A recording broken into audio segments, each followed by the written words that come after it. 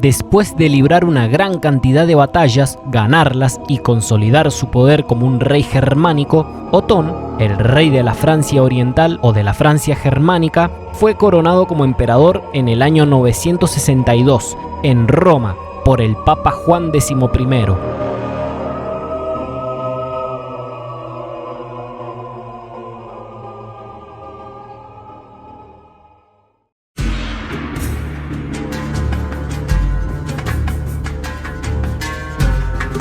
En el siglo X, Italia era un país muy distinto a Germania o Alemania, igual que ahora, pero en aquella época en Italia ya había pasado la civilización romana. De hecho, fue la principal provincia, mientras que la mayor parte de Germania no tuvo tal ventaja y era mucho más lúgubre, así también como mucho más pequeña a nivel de caminos, de mercados, de ciudades y también de ingeniería, porque obviamente allí no habían cosas tan grandes y geniales como los acueductos romanos.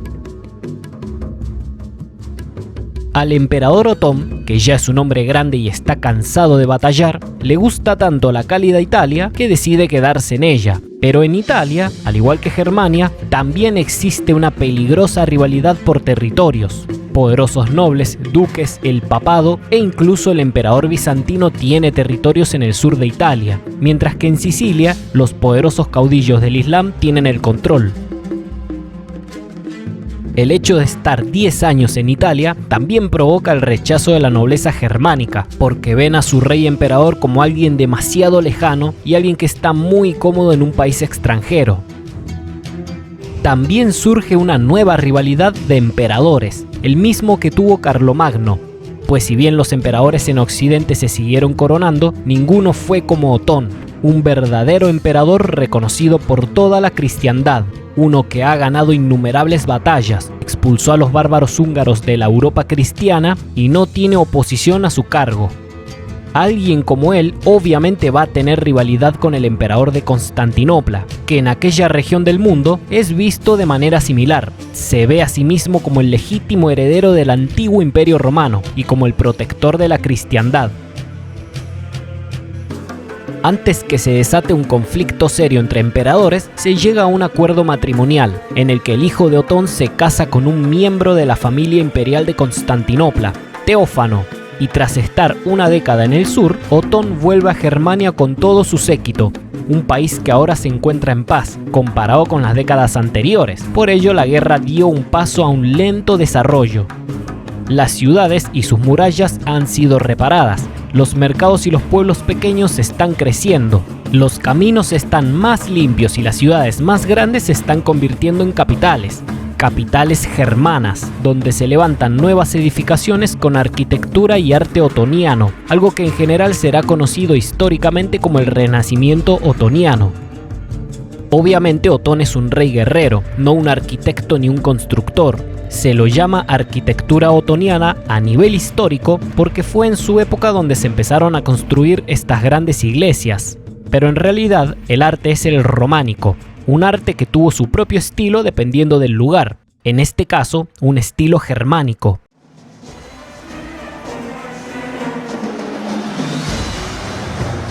Cuando Otón muere en mayo del 973, su hijo es coronado como Otón II.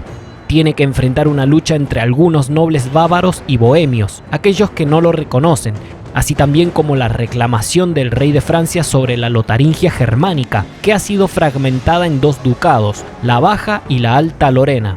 Pero ninguno lograría quitarle territorios al reino del rey Otón II. Sin embargo, su primera derrota viene cuando intenta apoderarse del sur de Italia con ayuda de los lombardos, donde libra una batalla contra los musulmanes del Emirato de Sicilia, la batalla de Stilo, en la que a pesar de tener una potente caballería pesada y a pesar de que el emir Abu al-Qasim cayó muerto, los sicilianos lograron una aplastante victoria y muchos nobles germano-italianos terminaron perdiendo la vida en pleno combate.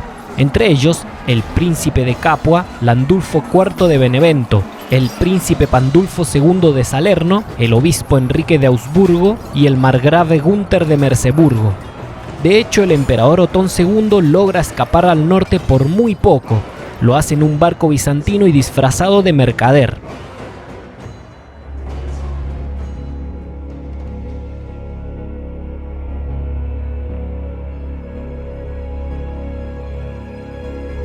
el sueño de revivir el viejo imperio romano, para lo cual obviamente se necesita apoderarse de Italia, o al menos tener el control e influencia en Roma, nunca podrá ser realizado por Otón II, porque muere justamente en Roma a finales del año 983, y viendo que es extremadamente complicado conquistar Italia, puesto a que no hay que derrotar a un solo ejército ni a una sola fuerza, sino a varias, porque la península está fragmentada en varios poderes y encima hay influencia extranjera en ella, la corte germánica va a empezar a intentar otra cosa.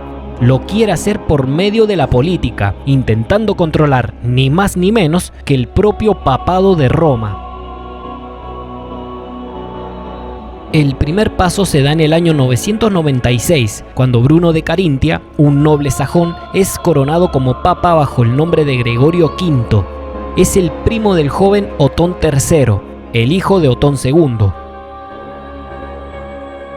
Los germanos sajones lograron meter a un miembro de la familia en el papado, y lo primero que hace Gregorio es construir poder, pues no pasan ni siquiera 20 días que la primera decisión política que toma es la de coronar a su primo como emperador, creando así una especie de imperio unificado entre Germania y la mitad norte de Italia.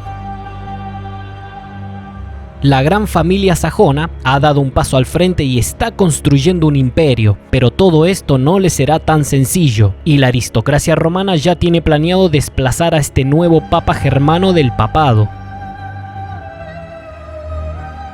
El aumento de las tensiones entre ambos bandos hace que el joven emperador Otón III instale tropas en el centro de Italia con el fin de evitar una rebelión romana. Pero al poco tiempo, Gregorio V muere misteriosamente. Por ello, el emperador y su gente ponen a un nuevo papa aliado, un papa francés, Silvestre II. Esto ya es el colmo para los romanos. Primero un papa sajón y ahora uno francés. Y encima no es aliado de Roma, sino que es un mero títere del emperador germánico. No se lo van a dejar pasar. Otón III termina siendo expulsado de Roma por una revuelta y se ve obligado a huir con sus tropas, pero antes de volver a recuperar el control de Roma, cae enfermo y pierde la vida en enero del año 1002, mientras que Silvestre II muere un año después, probablemente envenenado, y es así como un romano vuelve a ocupar la silla papal, Juan XVII. A partir de ahora, la rivalidad entre estos dos poderes no irá más que en aumento, el emperador germánico y el papa de Roma. Ambos bandos lucharán por influencia y por poder político, para ver quién es el que realmente está por encima del otro. Habrán papas y reyes germanos aliados, y también los habrán rivales, pero la rivalidad sobre quién es la autoridad máxima de la cristiandad será uno de los grandes dilemas medievales. El papado no tiene ejércitos tan poderosos como los grandes reyes y duques europeos, pero sí que tiene otro tipo de ventaja, una ventaja política. Ante la mayoría de la cristiandad occidental, tiene la legitimidad de ser la mayor autoridad cristiana, justamente en un mundo occidental profundamente cristiano, aunque cuando un rey es coronado como emperador y protector de la cristiandad, dicha autoridad se pone en discusión.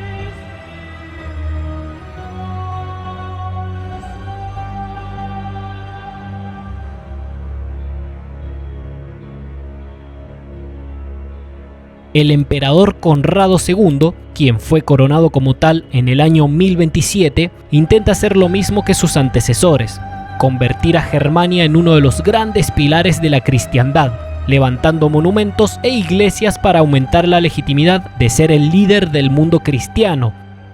El problema es que la rivalidad no solo la tiene con el papado de Roma, también la tiene con nobles poderosos de Germania, pero todo empeora después de la muerte de Enrique V de Baviera, porque el rey decide desplazar a la propia familia bávara del poder para nombrar a su pequeño hijo de 10 años como el duque de Baviera, y esto va a desatar un gran problema.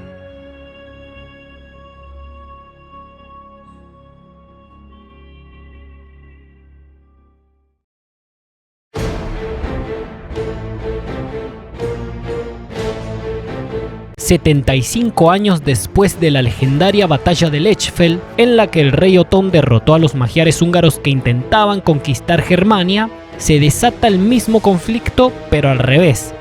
Esta vez es el emperador germano el que intentará someter a Hungría y convertirla en un reino vasallo. Es el año 1030. Conrado II marcha a territorio húngaro, convencido de que podrá someter a quienes ya fueron vencidos anteriormente, pero a medida que sus tropas se adentran más y más por las estepas de Hungría, ven que todo ha sido arrasado por los propios húngaros para evitar que los germanos tengan provisiones como para sostener una ocupación de alguna ciudad importante. Exactamente, esta estrategia no la inventaron los rusos contra Napoleón cuando invadió Rusia. La estrategia de hacer retiradas, arrasando y quemando todos los pueblos a su paso para que el enemigo no pueda establecerse allí y no pueda tener alguna ciudad conquistada, es un tipo de guerra con una estrategia defensiva que ya se ha visto mucho tiempo antes de que los rusos la utilizaran con Napoleón y un siglo más tarde contra Hitler. Este tipo de estrategia es muy difícil de entenderla hoy en día, pero hay que entender que en aquellos momentos todas las construcciones, o casi todas, estaban hechas de madera. Por ello es que las quemaban y las volvían a hacer. Las quemaban de nuevo y se volvían a construir. Una y otra y otra y otra vez. Porque si se le dejaba una ciudad intacta al enemigo, este podría establecer y consolidarse allí y con ello conquistar una buena parte de alguna región. Por ello es que para muchos pueblos, especialmente lo de las estepas orientales, era preferible no dejarle ni siquiera un pueblo en pie al enemigo invasor. Con todo esto, los invasores de Germania se ven enfrentados a un problema muy serio: falta de recursos y de provisiones. Además, no solamente tienen que atravesar las estepas, sino también los pantanos húngaros. Con sus fuerzas muy agotadas, Conrado II se enfrenta al ejército del príncipe Emerico, el hijo del rey Estéfano de Hungría, y para su sorpresa, los húngaros aplastan a los caballeros y a la infantería germánica, quienes se ven forzadas a replegarse a través de toda Hungría y parte de Germania, pero siendo perseguidos y acosados constantemente por Emerico hasta que llegan a la seguridad de las murallas de Viena. La influencia germánica en el oriente solo llegará hasta Bohemia. No pudieron someter a Hungría, y en el norte está el reino de Polonia, cuyo rey por el momento es un aliado del emperador germano.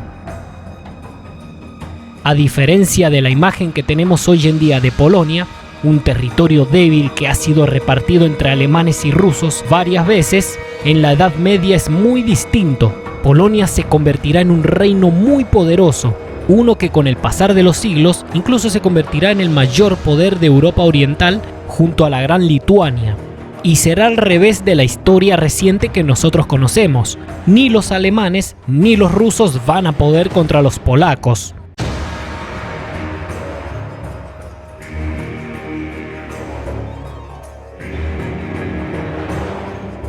Para mediados del siglo XI, el emperador Enrique III muere después de haber enfermado, y su pequeño hijo de 6 años de edad es coronado como rey de los romanos. Es el título que precede al de emperador, y no fue coronado como emperador porque no está en Roma ni está el Papa, el único que puede otorgarle tal privilegio. Ahora el rey de los germanos es Enrique IV, apenas es un niño y ha heredado los grandes conflictos de sus antecesores, una fuerte rivalidad con nobles germanos y también con el Papa de Roma, pues un gran cargo como tal te hace obtener un gran poder, pero también puede suponer una maldición, te puede otorgar muchos enemigos, y acá las cosas no se solucionan como ahora, se solucionan en batallas, se solucionan con la vida y la muerte. El nuevo monarca también hereda la gran rivalidad con otro poder imperial, el del Oriente, el del Imperio Romano de Oriente. Los bizantinos y los que se ven a sí mismos como herederos legítimos y protectores de la antigua Roma. La rivalidad entre el centralizado Imperio de Oriente de Constantinopla y el Imperio Feudal de Occidente, un poder disputado entre la élite romana y los reyes germánicos, provoca el llamado Cisma de Oriente y Occidente de 1054. La Iglesia Ortodoxa lo llama como el Cisma de los Latinos. Obviamente Enrique IV no gobierna, es muy pequeño y esa tarea queda para la corte, para los políticos y los nobles que lo rodean, pero es muy probable que este niño termine siendo coronado como emperador de un imperio no centralizado que conforma no solamente Germania, sino también Borgoña y una buena parte del norte de Italia, mientras que Bohemia es vasalla.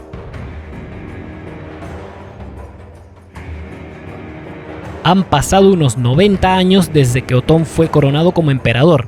El comercio es más grande a medida que los pueblos crecen.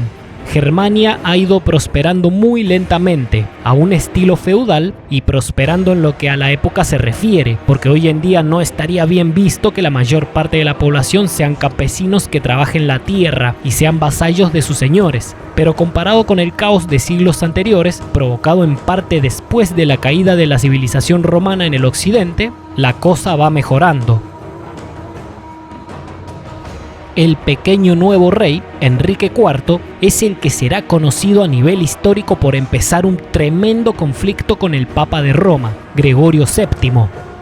Un conflicto que será conocido como la querella de las investiduras.